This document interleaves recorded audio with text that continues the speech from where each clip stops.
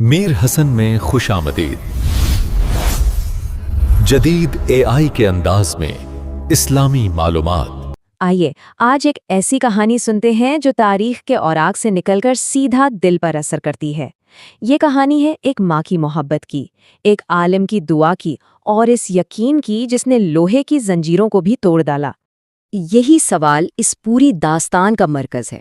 مطلب کیا سچے دل سے نکلی ایک دعا میں اتنی طاقت ہو سکتی ہے کہ وہ حقیقت کو بدل دے؟ چلیں اس واقعے کی گہرائی میں اترتے ہیں اور دیکھتے ہیں کہ آخر ہوا کیا تھا۔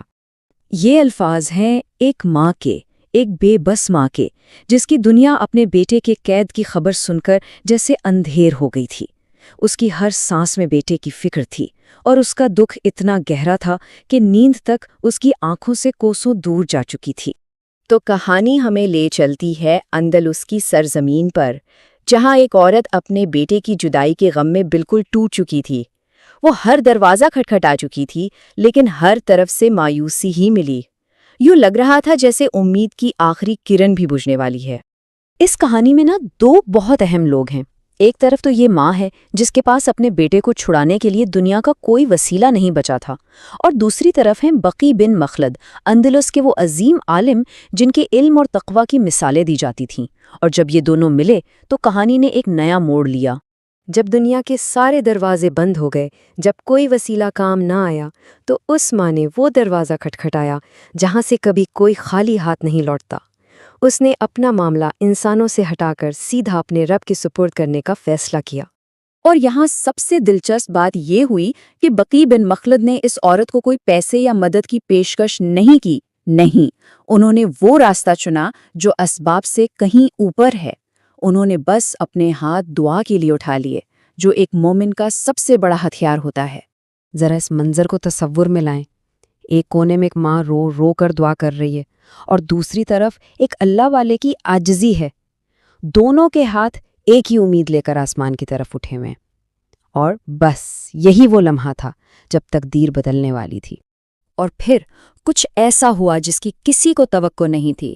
کہانی اندلس سے نکل کر سیدھا پہنچتی ہے روم کے ایک تاریک قید خانے میں، جہاں ایک معجزہ ہونے کو تھا۔ سوچیں اس نوجوان کی حالت کیا ہوگی۔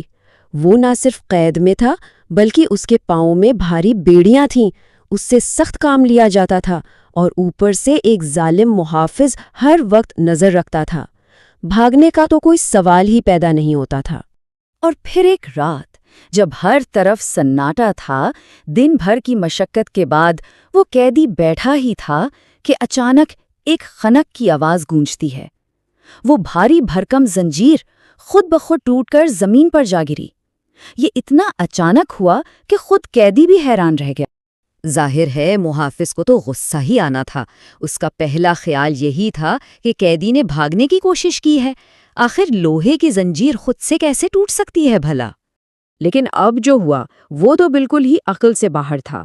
انہوں نے ایک لوہار کو بلایا، زنجیر کو ٹھیک کرایا اور پہلے سے بھی زیادہ مضبوطی سے قیدی کے پاؤں میں ڈال دیا۔ لیکن جیسے ہی اس نے 2 قدم لیے، زنجیر ایک بار پھر ٹکڑے ٹکڑے ہو کر گر گئی۔ تو اب بات صرف ایک قیدی کی نہیں رہی تھی، یہ تو ایک معمہ بن چکا تھا۔ محافظوں کے لیے یہ سمجھنا ناممکن تھا کہ آخر ہو کیا رہا ہے، اور وہ اس کی تہہ تک پہنچنا چاہتے تھے۔ یہ خبر جیل سے نکل کر بڑے بڑے افسروں تک پہنچی۔ انہوں نے اپنے عالموں کو، اپنے مذہبی رہنماؤں کو بلایا، لیکن کسی کے پاس کوئی جواب نہیں تھا۔ سب پریشان تھے کہ آخر یہ کیسی غیبی طاقت ہے جو کام کر رہی ہے۔ اور پھر جب ساری منطق، ساری دلیلیں فیل ہو گئیں، تو رومی افسروں نے وہ ایک سوال پوچھا جس نے سب کچھ واضح کر دیا۔ انہوں نے قیدی سے پوچھا، کیا تمہاری ماں زندہ ہے؟ انہیں اندازہ ہو گیا تھا کہ یہ معاملہ دنیاوی نہیں ہے۔ اور حیران کن بات دیکھیں کہ وہ لوگ جو ایک الگ مذہب کو مانتے تھے، وہ بھی اس معجزے کے قائل ہو گئے۔ انہوں نے فوراً کہا، یہ تمہاری ماں کی دعا ہے جو قبول ہو گئی ہے، اور جب خدا نے ہی تمہیں آزاد کر دیا تو ہم تمہیں قید میں رکھنے والے کون ہوتے ہیں؟ یہاں سے کہانی کا سب سے خوبصورت حصہ شروع ہوتا ہے۔ قیدی کو رہا کرنے کا فیصلہ تو ہو گیا تھا، لیکن یہ کوئی عام سی رہائی نہیں تھی۔ اور سب سے زیادہ حیران کر دینے والی بات تو یہ تھی کہ جس وقت، جس لمحے اندلس میں وہ ماں اور بقی بن مخلد دعا کر رہے تھے نا، ٹھیک اسی لمحے میلوں دور اس قید خانے میں زنجیر ٹوٹی تھی، دعا اور قبولیت میں ایک لمحے کا بھی فاصلہ نہیں تھا۔ اسے ایک بھگوڑے کی طرح نہیں چھوڑا گیا، نہیں، بلکہ پورے اعزاز و اکرام کے ساتھ رخصت کیا گیا۔ رومیو نے خود اسے حفاظت کے ساتھ مسلمانوں کے ایک قافلے تک پہنچایا تاکہ وہ آرام سے اپنے گھر واپس جا سکے۔ یہ اس دعا کی طاقت کا کھلا اعتراف تھا۔ تو یہ کہانی ہمیں ایک بہت گہرے سوال پر لا کر چھوڑ دیتی ہے کہ آخر ماں کی محبت اور اللہ کے معجزے کے بیچ کی وہ لائن کہاں ہوتی ہے؟ یا شاید سچی محبت اور خالص دعا خود ہی ایک معجزہ بن جاتی ہے۔